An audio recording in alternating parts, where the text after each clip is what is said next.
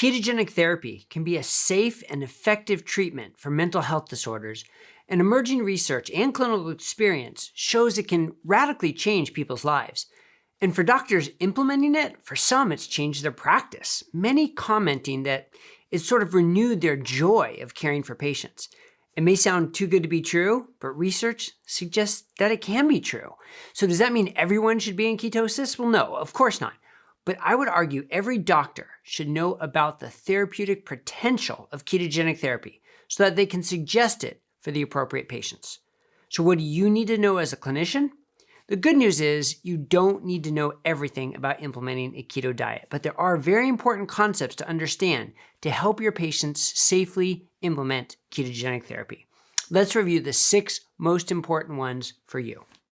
Welcome to Metabolic Mind, a nonprofit initiative of Bazooki Group, transforming the study and treatment of mental disorders by exploring the connection between metabolism and brain health. Thank you for joining us on this journey.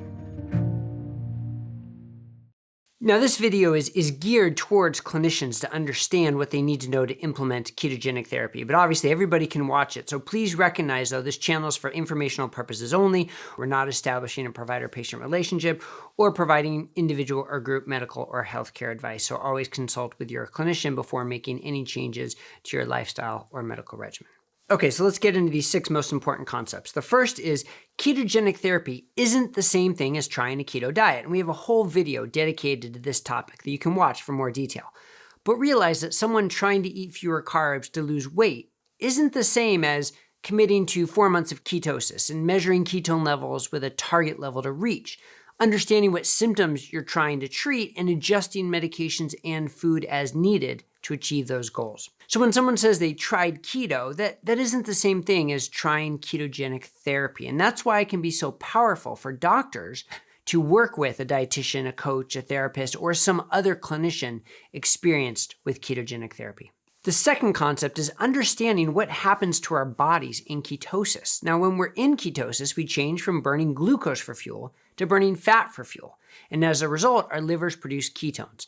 And it turns out that the brain can efficiently use ketones for energy, getting up to 70% of its energy from ketones. And studies show that when the brain is using ketones, it decreases neuroinflammation, it balances GABA and glutamate, and even down in the cellular level, we can create more mitochondria, which can transform energy more efficiently. So again, this goes beyond just trying a weight loss diet, but rather as a medical intervention that changes our body and brain physiology. Third, the most important thing for clinicians to understand is that ketosis is not the same as ketoacidosis. Now, throughout evolution, we've likely been in and out of ketosis. It's a natural phenomenon that we need for survival. So for those who don't have type 1 diabetes and aren't in a state of involuntary starvation, ketosis is perfectly safe and natural and not something to fear. But it seems that we aren't really taught that in medical school, so it's important to note.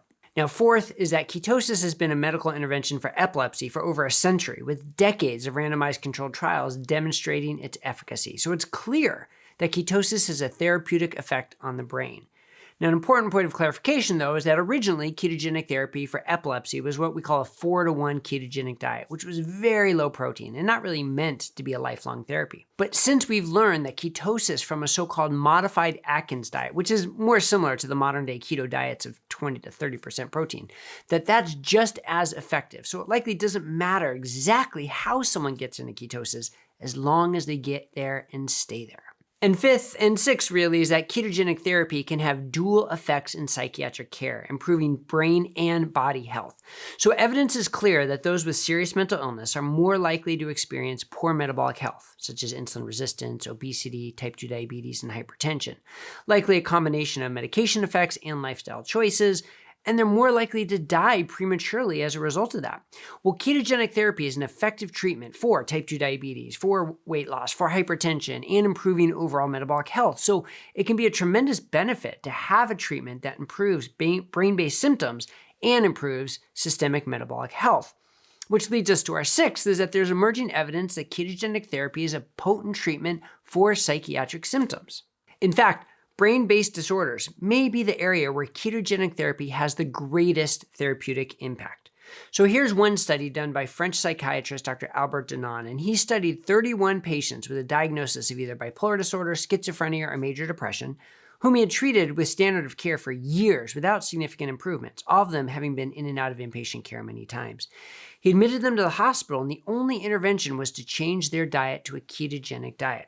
He found that symptoms improved in 100% of his participants, 64% reduced their medication doses, and 43% achieved clinical remission. They improved regardless of the baseline diagnosis or the clinical scale used. Now, another study worth mentioning comes from Stanford psychiatrist Dr. Shabani Sethi. She conducted a pilot trial initiating ketogenic therapy in 21 individuals with bipolar disorder or schizophrenia and with evidence of metabolic dysfunction. After 4 months, 75% of the participants were in clinical recovery, and 100% of those with full adherence to the diet were in clinical remission. And 100% of those with metabolic syndrome resolved their condition completely. Now, granted, these are small pilot studies without a control group, but they demonstrate very promising results.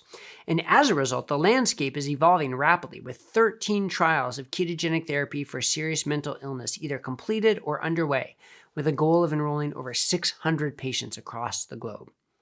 So what does all this mean for you as a clinician? It means ketogenic therapy is another treatment option to help patients with serious mental illness or metabolic dysfunction. And as I said, don't worry, to use it, you don't need to know all about ketogenic diets. It's enough for you to know that ketosis is a physiologic state that we can achieve with a number of different diets, including vegan and vegetarian, Mediterranean, omnivore, and more. And if you have one or two go-to resources, either a coach or a dietitian or even online resources, you can help direct your patients on how to learn about ketogenic therapy while you continue to monitor for efficacy and safety and manage medications appropriately and provide encouragement for your patient's success.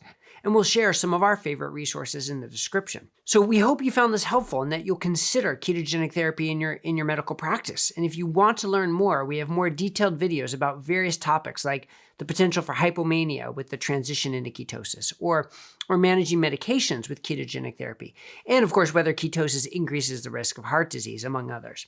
And please let us know what other content that you as a clinician would like that could help you feel more comfortable helping your patients with ketogenic therapy.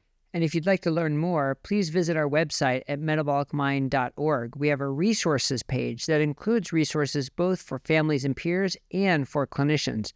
So hopefully you will find plenty of information there to get you started on your journey to learning more about metabolic psychiatry and ketogenic therapy.